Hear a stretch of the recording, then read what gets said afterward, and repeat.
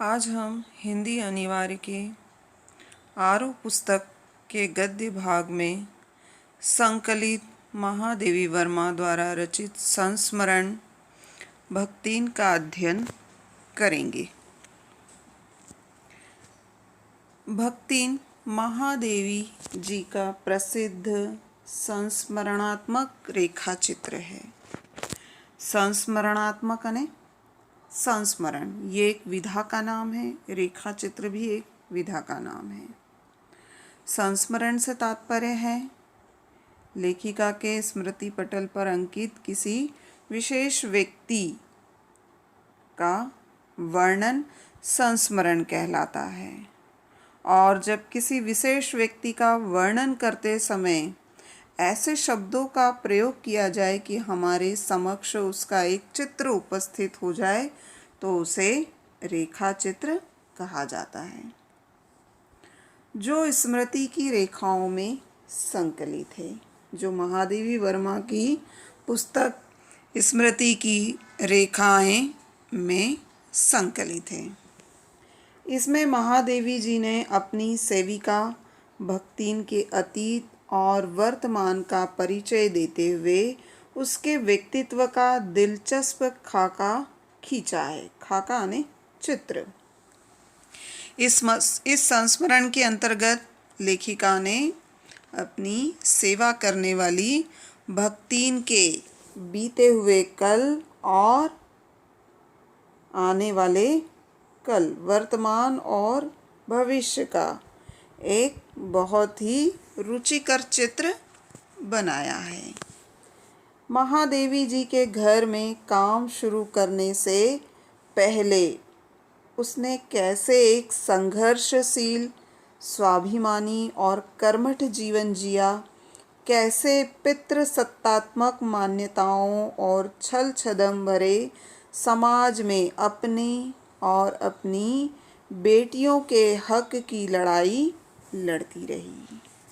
लेखिका ने भक्तिन के बीते हुए कल के बारे में बताते हुए बताया है कि किस तरह वह अपने जीवन से संघर्ष करते हुए और कठोर जीवन जीते हुए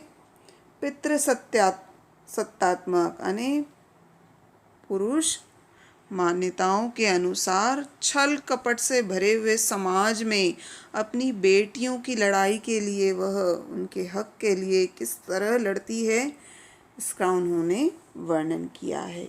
उसमें हार कर कैसे जिंदगी की राह पूरी तरह बदल लेने के निर्णय तक पहुंची।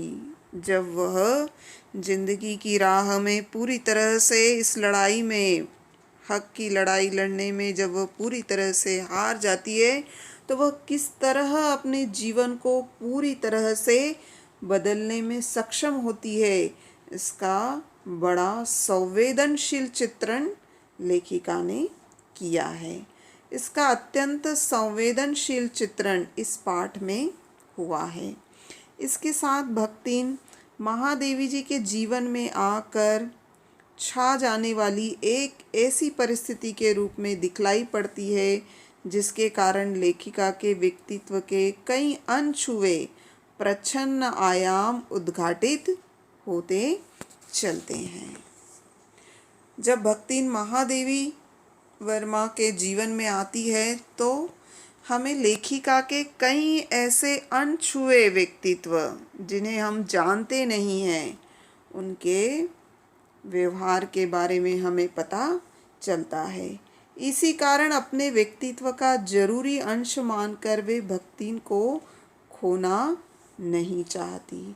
समग्रतः इस पाठ को परिस्थितिवश अक्खड़ बनी पर महादेवी के प्रति अनमोल आत्मीयता से भरी भक्तिन के बहाने स्त्री अस्मिता की संघर्षपूर्ण आवाज के रूप में पढ़ा जाना चाहिए। लेखिका का मुख्य रूप से भक्तिन के बारे में संस्मरण लिखने का मुख्य उद्देश्य यही है कि किस तरह उसने अपने संघर्षपूर्ण जीवन से, उसका जो व्यवहार है जो बड़ा कठोर हो चुका था, लेकिन अपनी स्वामिनी महादेवी वर्मा के प्रति उसके मन में जो आत्मीयता थी, उस आत्मीयता को लेखिका इस संस्मरण के माध्यम से बताना चाहती है। तो संस्मरण भक्तिन।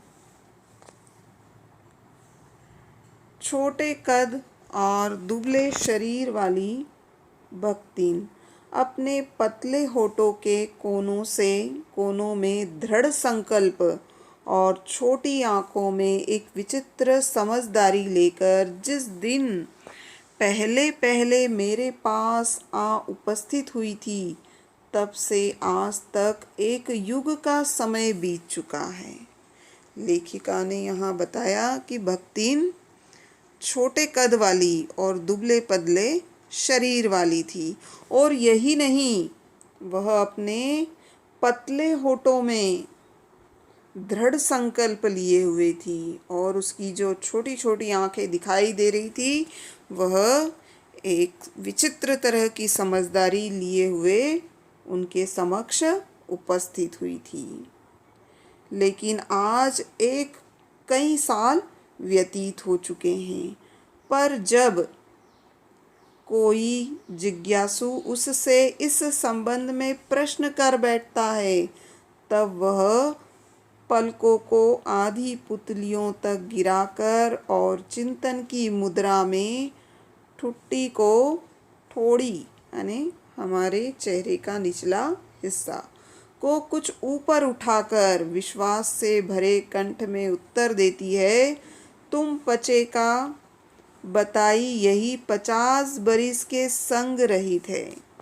लेखिका ने बताया है कि यद्यपि उन्हें भक्तिन के साथ में कई साल व्यतीत हो चुके हैं, लेकिन जब कोई उनके यहाँ आता है और वह जिज्ञासावश यदि उनसे पूछ बैठता है कि भक्तिन उनके पास, यदि भक्तिन से कोई पूछ बैठता है कि वह कब से यहाँ रह रही है, तो तब वह अपनी पलकों को आधी पुतलियों तक गिराकर बड़ी चिंतन की मुद्रा में अपनी ठोड़ी को कुछ ऊपर उठाकर बड़े विश्वास से उत्तर देती है कि तुम्हें इसके बारे में क्या बताएं, हमें तो यहाँ रहते कोई 50 बरस व्यतीत हो गए हैं।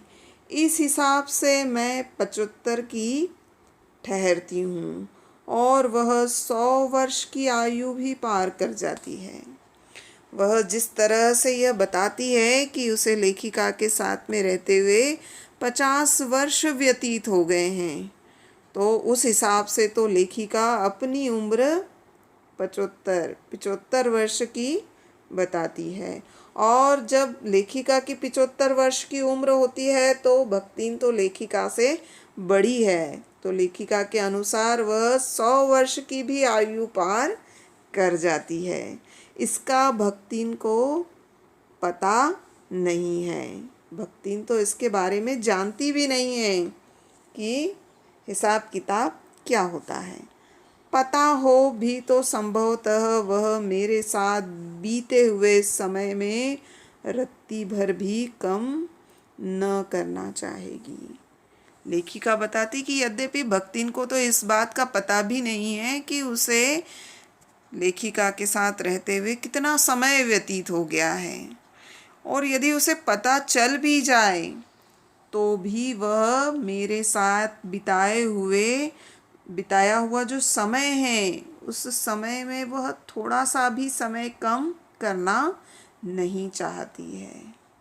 मुझे तो विश्वास होता जा रहा है, कुछ वर्ष और बीत जाने पर वह मेरे साथ रहने के समय को खींचकर 100 वर्ष तक पहुंचा देगी।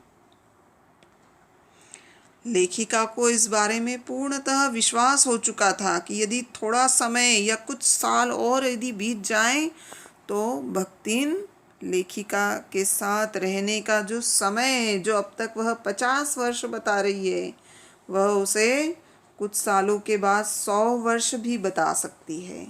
चाहे उसके हिसाब से मुझे 150 वर्ष की असंभव आयु का भार क्यों न ढोना पड़े, चाहे उसके हिसाब से मेरी जो उम्र है वह कम से कम मुझे 150 वर्ष की उम्र का भार ही क्यों न झेलना पड़े।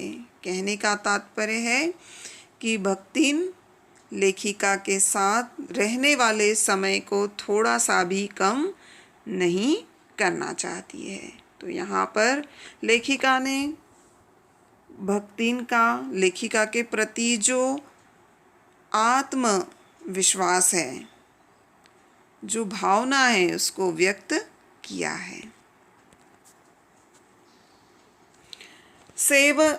सेवक धर्म में हनुमान जी की स्पर्धा करने वाली भक्तिन किसी अंजना की पुत्री न होकर एक अनाम धन्या गोपालिका की कन्या है। अने सेवक धर्म का पालन करने में जिस प्रकार की हनुमान जी ने भगवान राम की जो सेवा की थी, सेवा करने के मामले में वह भगवान हनुमान जी की प्रतिस्पर्धा करने वाली भक्तिन यद्यपि माता अंजना की पुत्री न होकर, यानी यद्यपि भगवान हनुमान जी माता अंजना के पुत्र थे, लेकिन सेवा करने के मामले में भक्तिन भगवान हनुमान जी की स्पर्धा करने वाली मालूम होती थी। वह किसी अंजना नामक माता की पुत्री तो नहीं थी, लेकिन एक अनाम धन्या गोपालिका की कन्या थी। यानी उसकी माता का नाम तो नहीं लेखिका जानती है, लेकिन उसके पिता का नाम गोपाल था और वह उसकी कन्या थी, उसकी पुत्री थी। नाम है लक्ष्मीन। भक्तिन का जो नाम था वह क्या था? लक्ष्मीन, अर्थात लक्ष्मी। पर जैसे मेरे नाम की विशालता मेरे लिए दुर्लभ है। लेखिका ने यहाँ बताया कि जिस प्रकार मेरा नाम महादेवी वर्मा है, लेखिका के नाम की जो विशालता है उनके लिए उन्हें बड़ी कठिन मालूम पड़ती है, वैसे ही लक्ष्मी की समृद्धि भक्तिन के कपाल की कुंचित रेखाओं में नहीं बंध सकी। यद्यपि भक्तिन का नाम जो है लक्ष्मी है, लक्ष्मी समृद्धि का प्रतीक है, लेकिन भक्तिन के सिर पर जो रेखाएं हैं उसमें कभी भी लक्ष्मी की रेखाएं नहीं बंध सकी। यानी समृद्धि की रेखाएं, धन की रेखाएं नहीं बन पाई।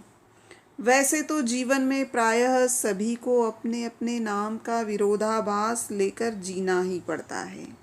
लेखिका ने बताया है कि वैसे तो कई लोग ऐसे होते हैं जिन्हें अपने नाम का विरोधाभास, यानी नाम उनका जिस तरह से नाम विशाल होता है उस तरह से उनके कार्य नहीं होते हैं। ऐसे बहुत सारे लोग होते हैं जिन्हें अपने नाम का विरोध लेकर जीना पड़ता है। नाम कुछ और होता है, काम कुछ और होता है, नाम के अनुसार काम नहीं हो पाता है।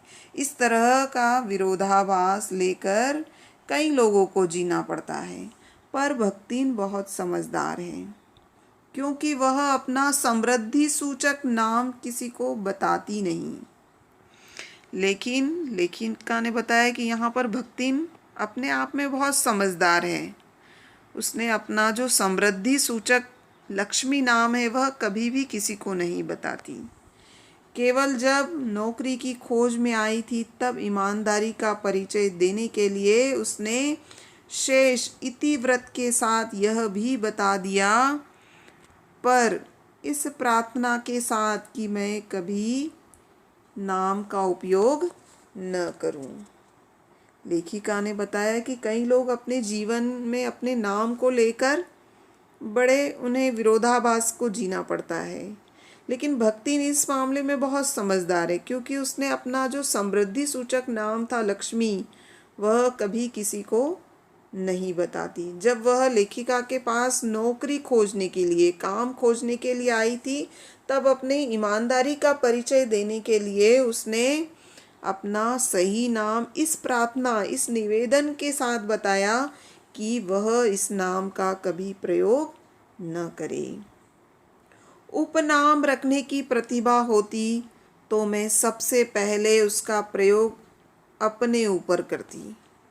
यदि कोई और दूसरा नाम रखने की मुझ में प्रतिभा होती तो मैं सबसे पहले उसका प्रयोग अपने आप पर करती। इस तथ्य को वह देहातिन क्या जाने, लेकिन इस बात को वह गांव की रहने वाली भक्तिन क्या जाने। इसी से जब मैंने कंठी माला देखकर उसका नया नामकरण किया, लेकिन उसने अपनी नाम न बताने की बात कही थी, इसीलिए लेखिका ने क्या कहा कि भक्तिन ने उस समय अपने गले में कंठी की माला पहनी हुई थी। उस माला को देखकर ही उन्होंने उनका नाम रखा। तब वह भक्तिन जैसे कवित्वहीन नाम को पाकर भी गदगद हो उठी।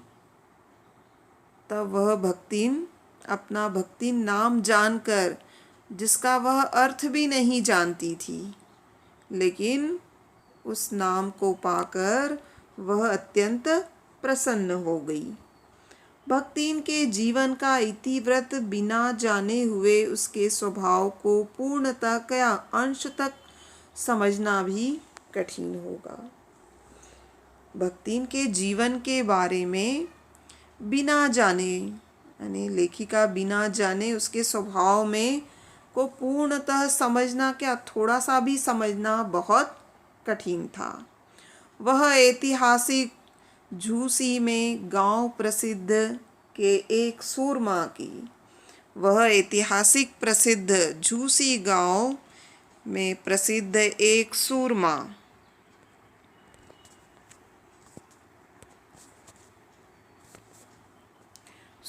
की इकलौती बेटी ही नहीं, वी माता की किंवदंती बन जाने वाली ममता की छाया में पली है। वह अपने पिता की एकमात्र इकलौती बेटी तो थी ही, लेकिन उसकी माता नहीं थी। वी माता की किंवदंती बन जाने वाली ममता की छाया में पली। वह अपनी सौतेली माता की छाया में पली। 5 वर्ष की वय में, वय यानी उम्र, उसे हंडिया ग्राम के एक संपन्न गोपालक की सबसे छोटी पुत्रवधू बनाकर पिता ने शास्त्र के 2 पग आगे रहने की ख्याति कमाई। बचपन में ही क्या हुआ, उसकी माता का देहांत हो गया और वी माता से ममता की छाया नहीं मिलने के कारण 5 वर्ष की छोटी सी उम्र में हड़िया ग्राम के एक गोपालक नामक व्यक्ति की सबसे छोटी पुत्रवधू बनाकर पिता ने शास्त्र धर्म का पालन किया। यानी कम उम्र में अपने पुत्री की शादी विवाह करके प्रसिद्धि प्राप्त की और 9 वर्षीय युवती का गोना देकर वी माता ने बिना मांगे पराया धन लौटाने वाले महाजन का पुण्य लूटा।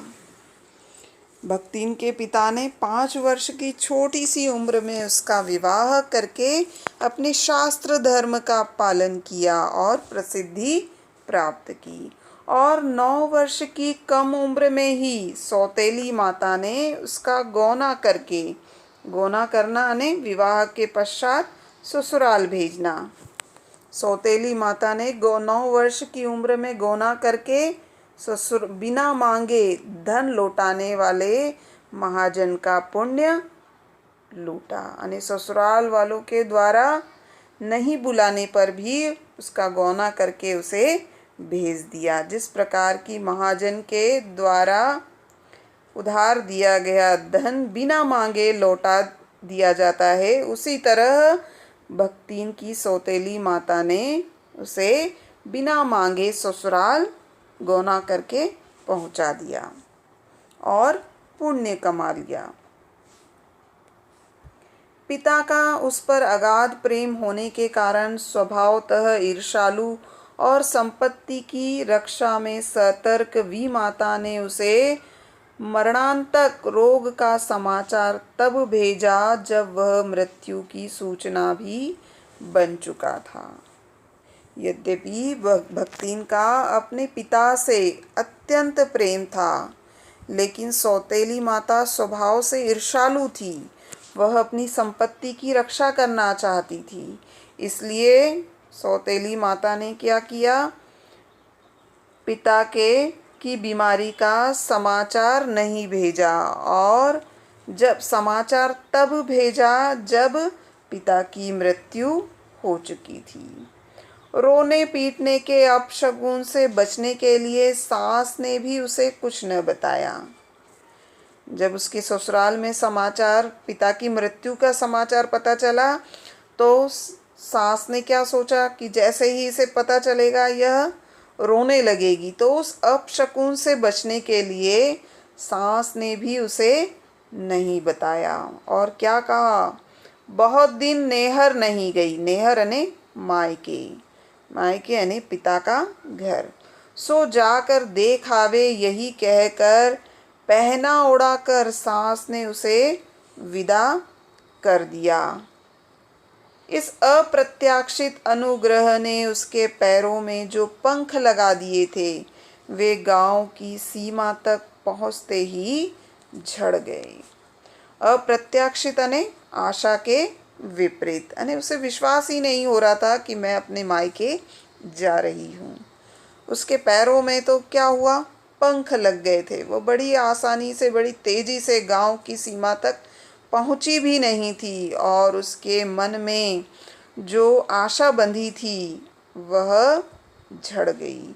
हाय लक्ष्मीन अब आई कि अस्पष्ट पुनरावृत्ति और अस्पष्ट सहानुभूति पूर्ण दृष्टियां उसे घर तक ठेल ले गई। यानी जैसे ही वह गांव की सीमा तक पहुंची, कई लोगों ने उसे टोका। किसी ने कहा हाय लक्ष्मी अब आई।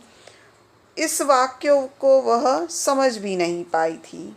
कुछ लोगों ने उसके साथ सहानुभूति की दृष्टि से उसे देखा। इस तरह के भावों को देखते हुए वह जैसे तैसे अपने घर पहुंची, पर वहां न तो पिता का चिन्ह शेष था, न विमाता के व्यवहार में शिष्टाचार का लेश था। वहां जाकर उसे न तो उसके पिता दिखाई दिए और न ही उसकी सौतेली माता के व्यवहार में नम्रता दिखाई दी। दुख से शिथिल, यानी वह इस दुख से, जहाँ उसे अपने पिता नहीं दिखाई दे रहे थे, इस दुख से वह कैसी हो गई, थक गई। शिथिल होना ने थक जाना, और अपमान से जलती हुई, यानी जहाँ उसका सम्मान नहीं हुआ, जहाँ उसका अपमान हुआ, वह घर में पानी भी बिना पिए उल्टे पैरों ससुराल लौट पड़ी। वहाँ उसने पानी भी नहीं पिया और वापस अपने ससुराल लौट पड़ी। सास को खरी खोटी,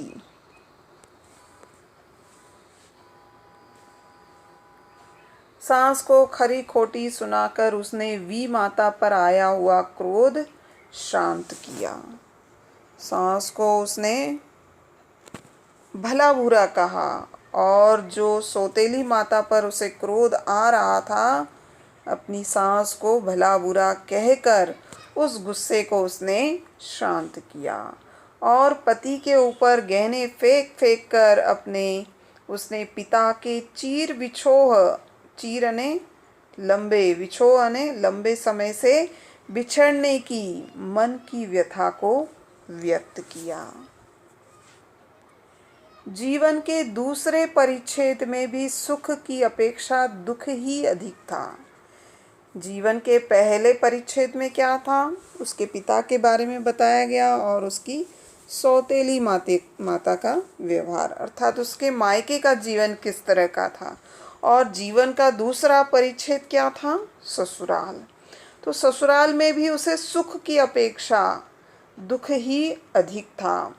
जब उसने गेहुए रंग की बटिया जैसे मुख वाली पहली कन्या के 2 संस्करण और कर डाले। जीवन के दूसरे परिच्छेद अर्थात ससुराल में भी उसे जो सुख मिलना था, उस सुख की अपेक्षा उसे दुख अधिक मिलने लगा, क्योंकि उसने गेहुए रंग की बटिया ने मटमेले मुख वाली पहली कन्या के 2 संस्करण यानी एक बेटी का जन्म हुआ और कुछ समय बाद दूसरी बेटी का भी जन्म हुआ। इस प्रकार उसकी 2 बेटियां हुई। तब सास और जिठानियों ने होठ बिचकाकर उपेक्षा प्रकट की। जब उसकी 2 पुत्रियों का जन्म हुआ तो उसकी जिठानियों ने यानी बड़े भाई की पत्नियों ने होठ बिचकाकर यानी दांतों में होठ दबाकर उसकी ओर ध्यान नहीं दिया। उचित भी था, क्योंकि सास 3-3 कमाऊ वीरों की विधात्री बनकर मचिया के ऊपर विराजमान पुरखिन के पद पर अभिषिक्त हो चुकी थी। वहाँ के वातावरण के हिसाब से उचित भी था, क्योंकि जो सास थी उसने 3 कमाने वाले वीर पुत्रों की माता बनकर विराजमान पुरखिन यानी पुरखों के पद पर वह प्रतिष्ठित हो चुकी थी। और दोनों जिठानियां काग भशुंडी जैसे काले काले काले लालों का क्रमबद्ध सृष्टि करके इस पद की उम्मीदवार थी। और उसकी दोनों जिठानियां ने कौवे जैसे काले पुत्रों को जन्म देकर इस पद की वह उम्मीदवार हो चुकी थी। छोटी बहू के लीक छोड़कर चलने के कारण उसे दंड मिलना आवश्यक हो गया था।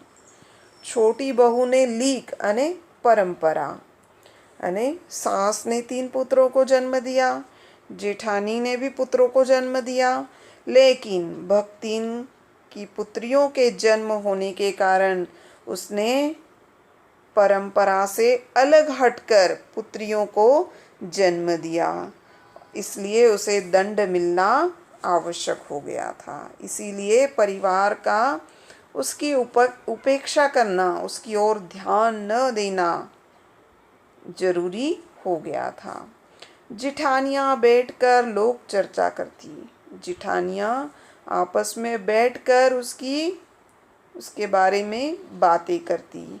उनके कलूटे लड़के धूल उड़ाते और उनके जो काले लड़के थे वह धूल में खेलते थे और धूल उड़ाते थे। वह मट्ठा फेरती, कूटती, पीसती, रांधती और उसकी नन्ही लड़कियां गोबर उठाती। और भक्तिन क्या करती? छाछ बनाती, धान कूटती, पीसती और भोजन बनाती, रांधती यानी बनाना। और उसकी छोटी छोटी लड़कियां क्या करती? गोबर उठाती, कंडे पाथती यानी कंडे बनाती। जिठानियां अपने भात पर सफ़ेद राब रखकर गाढ़ा दूध डालती।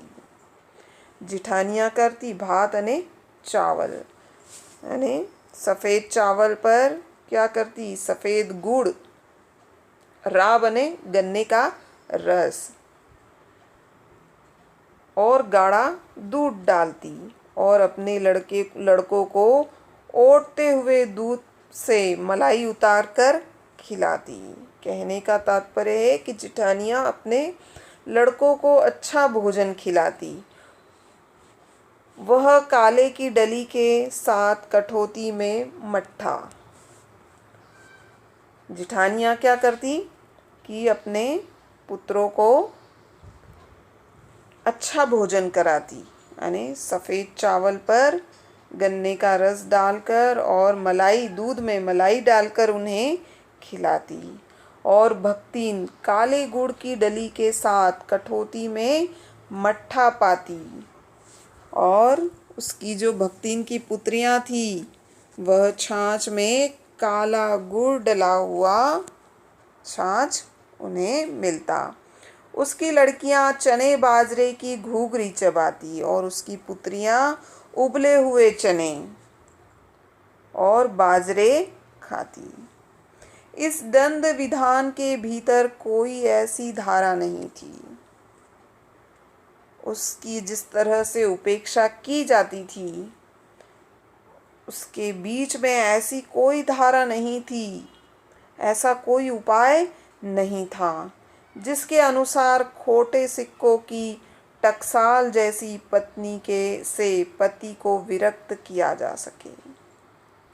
यद्यपि सास और जिठानी के द्वारा उसकी उपेक्षा की जाती थी और उसे इस तरह का क्या हुआ, इस तरह का दंड एक तरह से मिल रहा था कि हमारे यहाँ समाज में क्या होता है कि जिनके पुत्र जन्म लिए जाते हैं उन्हें उनसे सभी प्रसन्न होते हैं, और जिस स्त्री ने पुत्रियों को जन्म दिया है तो उसकी हमारे सामाजिक धारा है कि उसकी उपेक्षा की जाती है। तो इस तरह उसके पास ऐसा कोई उपाय नहीं था, लेकिन खोटे सिक्कों की टकसाल जैसी पत्नी से पति को विरक्त किया जा सके। उसकी जिस तरह से उपेक्षा की जाती थी, लेकिन ऐसा कोई उपाय नहीं था कि पुत्रियों को जन्म देने वाली पत्नी से पति को दूर किया जा सके, विरक्त ने अलग किया जा सके। खोटे सिक्कों की टकसाल यानी जहाँ पर सिक्के बनाए जाते हैं। सारी चुगली चबाई को परिणति उसके पति पत्नी प्रेम से बढ़कर ही होती। उसकी सास और जिठानी के द्वारा पति के समक्ष जो बुराई की जाती थी वह हमेशा पत्नी प्रेम से बढ़कर ही होती। जिठानियाँ बात पर धमाधम पीटी कूटी जाती, पर उसके पति ने उसे कभी उंगली भी नहीं छुआई। उसकी जो जिठानियाँ थी वह बात पर पतियों के द्वारा मारी जाती थी, लेकिन भक्तिन के पति ने कभी भी उस पर उंगली तक नहीं उठाई, क्योंकि वह बड़े बाप की बड़ी बात वाली बेटी थी। ठीक है, आज के लिए इतना काफ़ी। बहुत बहुत धन्यवाद।